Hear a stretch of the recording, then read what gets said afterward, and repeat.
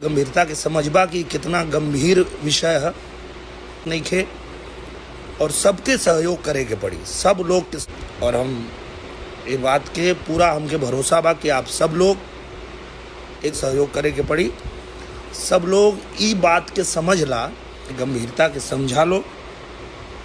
और सबसे ये निवेदन है, सबसे हाथ जोड़ के ये विनती है कि भैया तो आप लोग देख सकते हैं दोस्तों, भोजपुरी के सुपरस्टार खेसारी लाल यादव के सपोर्ट में दिनेश लाल यादव नीरव प्रद्युमन परदेसी पर गुस्सा हो गया। क्या है आज के पूरा जानकारी इस वीडियो में बताने वाला है, तो इस वीडियो का अंत तक देखना, तभी आप लोग मालूम चल पाएगा। दोस्तों मैं बता दूं कि खेसारी यादव के सजना गाने पर प्रद्युमन परदेसी बोल रहे हैं कि ये चोरी किया है खेसारी यादव का ना, इसी पर काफी ज्यादा विवाद कर रहे हैं प्रद्युमन परदेसी। और दोस्तों लाइव आकर खेसारी यादव काफी ज्यादा प्रद्युमन परदेसी गाली दे रहे हैं और कुछ बोल रहे हैं ज्यादा। तो इसी पर दिनेश लाल यादव नीरव देखकर बहुत ज्यादा गुस्सा हो गया प्रद्युमन परदेसी पर और बहुत कुछ बोल दिए। तो दोस्तों दिनेश लाल यादव नीरव बोले कि ये भोजपुरी के बहुत ही गंभीर मामला है, इस पर सभी को सहयोग करना चाहिए। तो दोस्तों अगर आप मेरे चैनल पर नए हैं तो इस चैनल को सब्सक्राइब कर दीजिए और बेल आइकन दबा दीजिए ताकि हर अपडेट इसी तरह आप लोग पास सबसे पहले जाए।